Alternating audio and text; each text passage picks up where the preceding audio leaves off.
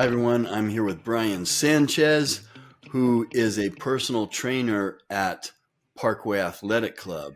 You might not want to believe that logo stuff behind him. So, thanks for being here, Brian. Glad to be here. And just to add to that, Steve, yeah, everybody, if you're listening, uh, Fitness for 10 is a company that Steve owns.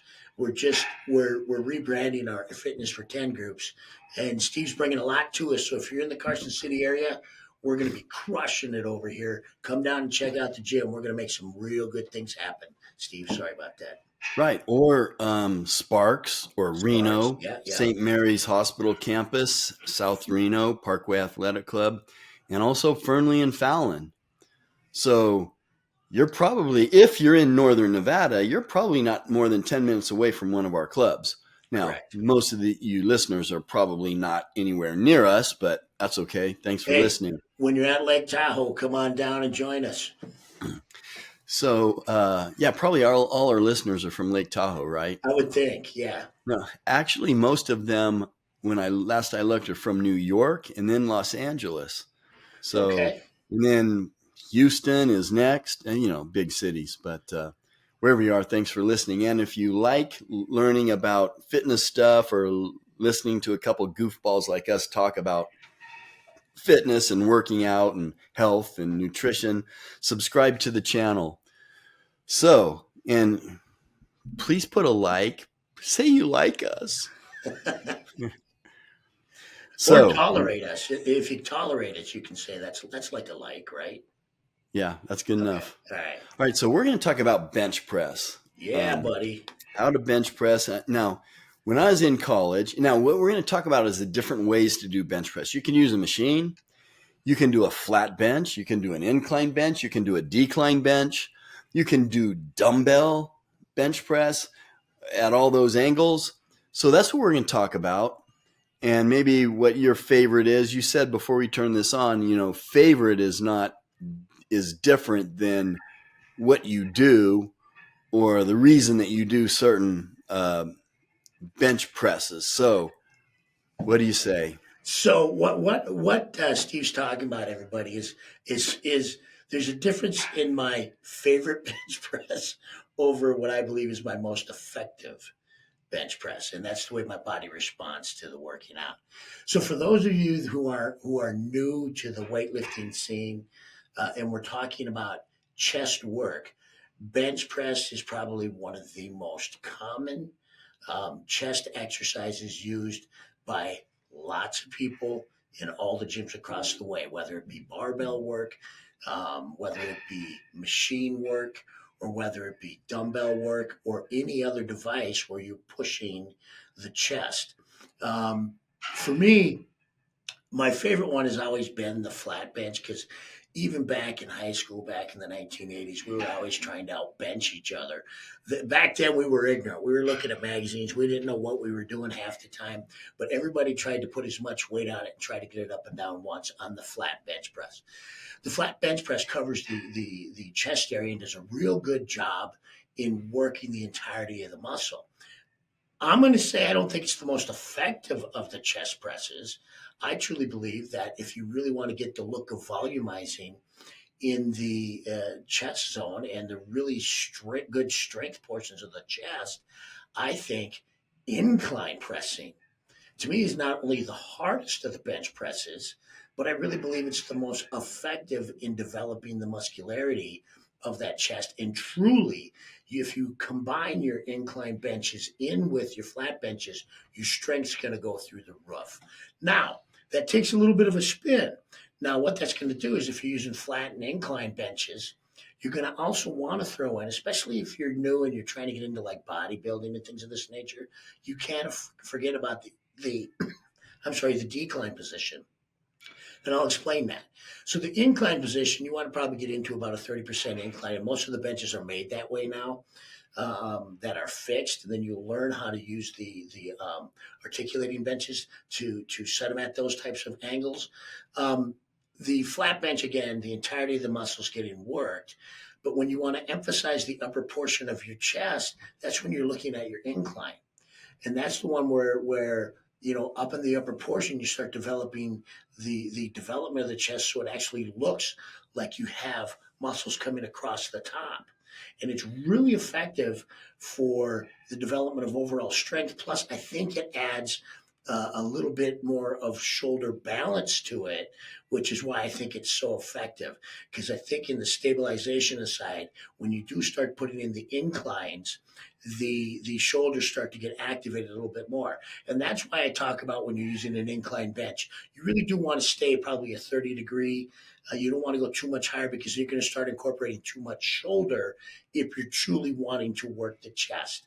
Now, I kid around about the decline because I suggest a lot of the times the decline to me is the cosmetic look of the bench presses, creating that cupping effect underneath the chest muscle and volumizing the lower portion of that chest. And that's where that decline's coming into play. To me, it's also the easiest lift. So I like to tease people when they're working on declines. When I'm doing it, I remind the people that are lifting with me, now, if we could only do this kind of weight on the incline, then we got something going on. Or if we can do this kind of weight on the decline, then we got something going on. Because to me, the once you develop the stability and the balance of a decline chest press, you can really load it up and go pretty heavy. And that's when I see, like even in our machines, the flat, the incline, and the decline machines, I think they operate similarly in that fashion, where the flat is the moderate, incline is going to be the hardest, and decline is going to be, to me, the easiest, but the where you can really throw a lot of weight on. Whether or not you want to do that, knock yourself out. I don't think it's necessary to throw a ton of weight on a decline. But to balance the entire chest out, I truly think you need to use all three so that you really get full muscular coverage in that chest. And I think it's the same with dumbbells. Now, when you're using dumbbells, however, I'm going to grab this pencil. When you're doing dumbbell chest presses, you want to make sure you're angled a little bit, because if you're not, you're really going to put a stress on that shoulder when you're coming down. So you want that slight angle in that chest press, and I think it's going to be a very effective tool. Now, you'll see, like if you're working with me and we're working on chest zones, you'll see both dumbbells, or actually all three. You'll see dumbbell days, you'll see barbell days, you'll see machine days working on those zones. But I'm using all the different devices to get the full development of the press. So, long story short, my favorite is the flat, just because that's the old one that we used to do. To me, the most effective is the incline in developing just pure raw strength. And the decline is, to me, the cosmetic look that develops the cupping underneath the chest. Steve? Wow, that's a lot. So let me just say that when I was in college, playing college football, we only did one chest press, and that was the incline. The reason we did, and we used to test, as far as strength tests, is all incline. Why? Because our strength coach felt, and he's probably right, it was more sport specific to football. When you're pushing, it's more at this angle because you're down and you're pushing like that. So we did incline. Now, if you're a power lifter, the emphasis is on the flat bench press. And you were talking a little bit about the three, and what I would add is you're not going to be able to lift as much weight on an incline as you are a decline. Correct. That's why, have you ever seen people do that? I know you have, but people on that flat bench and they lift their butt, it's to get into a decline position. It's cheating. So they're lifting their butt up to get their body into a decline position to where they have more leverage, because you can push this direction with more force than you can push this direction. So you're going to be strongest on a decline, next on the bench. Bench is something that's used for powerlifting. And then the incline is right. You're going to get that fullness and so on. Especially, as you get to be older, like in your 60s, I don't need that crease under here. I already got that. It comes naturally when you're in your 60s.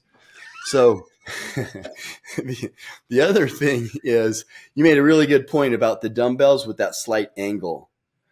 because that will take the stress off the shoulder joint, where you can't do that with a bench. But with the dumbbells, you can get that slight angle, and that takes the stress off, and you'll get a little more range of motion Gives up you and great down. range of motion. Right. Yeah. You can also do flies and dumbbell flies and at all those angles also. But I would just agree with you on what you said. And from my experience and from my coaches, like I said, they always had us do, once I got advanced, they cared about incline. They cared about that movement more because they're talking about making you a better football player. Of course, we did power cleans and deadlifts and push presses and all explosive lifts, a lot of plyometric stuff. But that was the bench that we used, was the incline. No, and I agree. I think that power move from the incline is an excellent move for those of you that are prepping for wrestling, football, anywhere where you need leverage underneath the body, because you are coming up a lot of the times in those situations, and that's where it really develops well. And like Steve's saying, everybody, there's a ton of different exercises for the chest. We're just talking about the benches right now, and I love benching. So whatever it takes, Right. we're going to continue to bench. And if you're trying to build muscle, build strength and explosiveness for sports or functional movements, multiple joint movements, which we're also will talk about on another video. But that it's the press motion that is the one you want. And shoulder press, we did push press, so using our legs in explosive movement up and then let it down. That's what we did, in our football training. Now, if you're looking to be pretty, bodybuilders do a lot of flies at every angle because their objective is to look pretty, to make their muscles look pretty, where athletes are looking for more explosive sport-specific movements. Power and So, strength, yes. Brian, I'm not going to ask like I do so many other people if they want to follow you on social media, because I know that you don't know what that is. So, It's not a bad thing. but no, it's not. But if you want to say hi to Brian and you're in the Carson City area, go down and say hi at 4 a.m. Yeah, I start with clients at 4 in the morning. Yeah. All right. I'm sure we'll have a lot of takers here. Well, right now my 4 o'clocks are booked, so you're gonna have to come and see me after 7. All right. Thanks for being with us. Thanks, everybody. Take care.